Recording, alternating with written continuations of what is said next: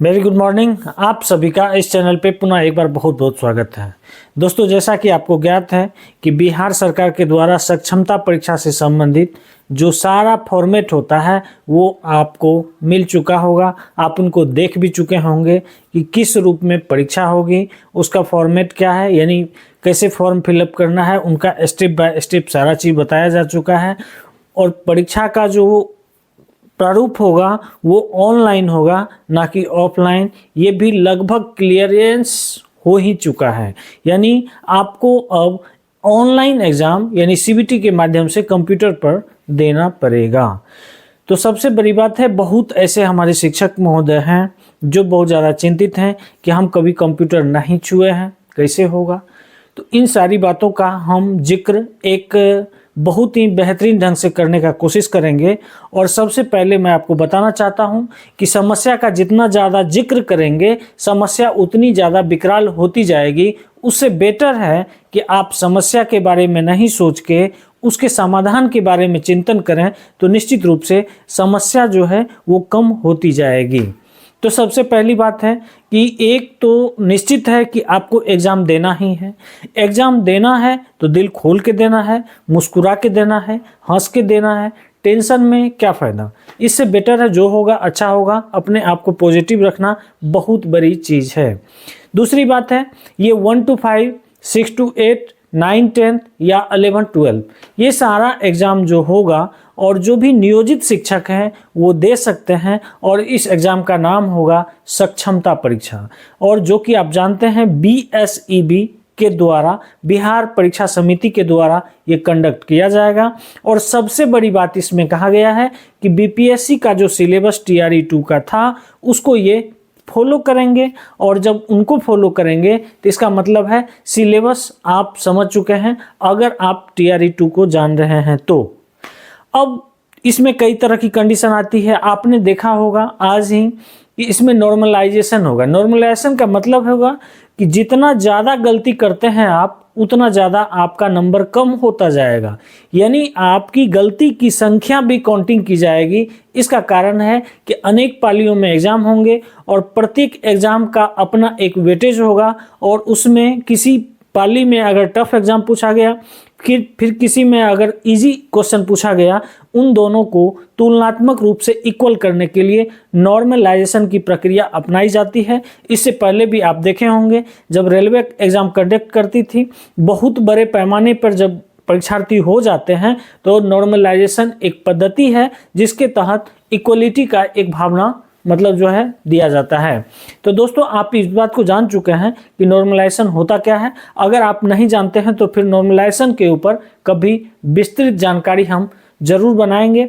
और इसके लिए आपको करना क्या होगा, कमेंट बॉक्स में अपना क्वेश्चन देना होगा। अगर आप चैनल पर नए हैं तो चैनल को निश्चित रूप से सब्सक्राइब कीजिए, क्योंकि सक्षमता परीक्षा से संबंधित आपका जो पासिंग मार्क होगा उसको कवर कराने का ठेका हम लेंगे।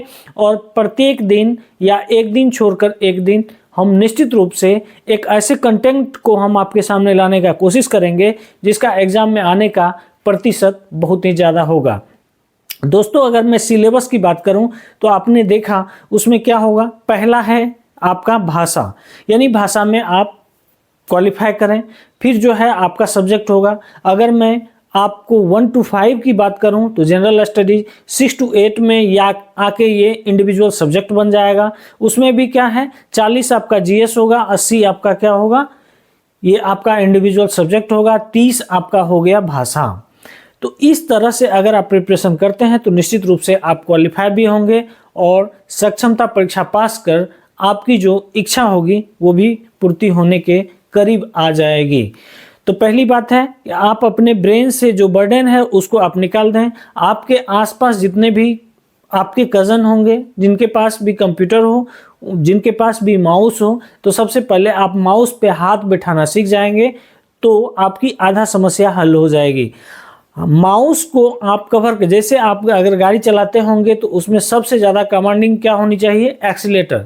अगर आप एक्सीलेटर को कमांड कर लेते हैं इसका मतलब है ड्राइविंग आप कर सकते हैं। इसी तरह अगर आप माउस को ऑपरेट करना सीख जाएंगे, क्योंकि मैंने बहुतों को देखा है माउस पकड़ते हाथ उनका जो है वाइब्रेट करने लगता है, ऐसी स्थिति में आप कर्सर को नहीं मतलब अपने जगह तक आप छोड़ सकते हैं, फिर क्लिक कर सकते हैं, फिर नेक्स्ट कर सकते हैं।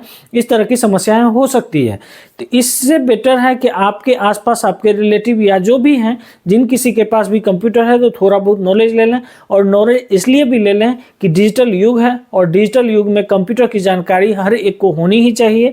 और कंप्यूटर की जानकारी अगर आपको नहीं होगी तो आने वाले समय में और ज़्यादा दिक्कत का सामना करना पड़ सकता है। हो सकता है बिहार सरकार ऑनलाइन माध्यम से अटेंडेंस बनवाए, उसमें भी आपको कंप्यूटर की जानकारी, मोबाइल की जानकारी अगर रहेगी तो आप अपने आप को संतुष्ट फील करेंगे। तो जैसा युग होता है उसके अनुसार अगर आप अपना एक्ट नहीं करेंगे, एक्ट क्रिएट नहीं करेंगे, वैसा गुण अगर अपने अंदर विकसित नहीं करेंगे, तो फिर आपको दिक्कत का सामना करना पड़ सकता है। यही कारण है कि प्रत्येक साल में एक बार जो है सभी को ट्रेनिंग की आवश्यकता होती है, वो चाहे 4 दिवसीय हो या 6 दिवसीय हो। उस ट्रेनिंग के माध्यम से वो अपडेट हो जाते हैं, और उस अपडेट होने का उनको फायदा लंबे समय तक मिलता है। यानी जो भी नया टेक्नोलॉजी लॉन्च करती है उसके बारे में आपको जानकारी होनी चाहिए, क्योंकि समाज के सबसे बुद्धिजीवी वर्ग का नाम है शिक्षक, और इस शिक्षक के पास वो सारी क्वालिटी होनी चाहिए जो वर्तमान समय में घटित हो रही है, जिनकी उपयोगिता बढ़ती जा रही है।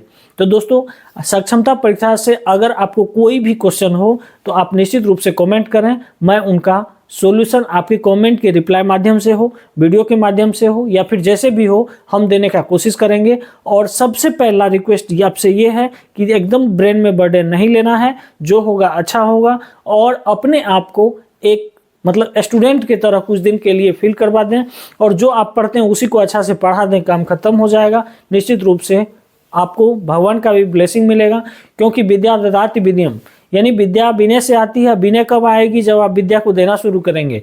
स्कूल में जितना ज़्यादा आप विद्या का दान करेंगे, निश्चित रूप से उसके कई गुना रिटर्न के रूप में आपको फुलफिल होगा। कहीं दिक्कत होने का सवाल नहीं है। एकदम एक मिनिमम स्कोर आपको लाना है, जो कि आसानी से आ जाएगा। नॉर्मलाइजेशन की पद्धति से कुछ आदमी जो है दिग्भ्रमित हुए हैं, तो उनको ज़्यादा सोचने का जरूरी नहीं है। अगर ज़्यादा कुछ है तो आप कमेंट कीजिए, निश्चित रूप से हम रिप्लाई देंगे। और इस चैनल पे आप बने रहेंगे तो पासिंग मार्क निश्चित रूप से आप कवर कर पाएंगे, क्योंकि उतना वीडियो हम बनाएंगे, उतने कंटेंट के साथ बनाएंगे कि आपको पास होना होगा निश्चित रूप से। मिलते हैं फिर नेक्स्ट टॉपिक पे। धन्यवाद।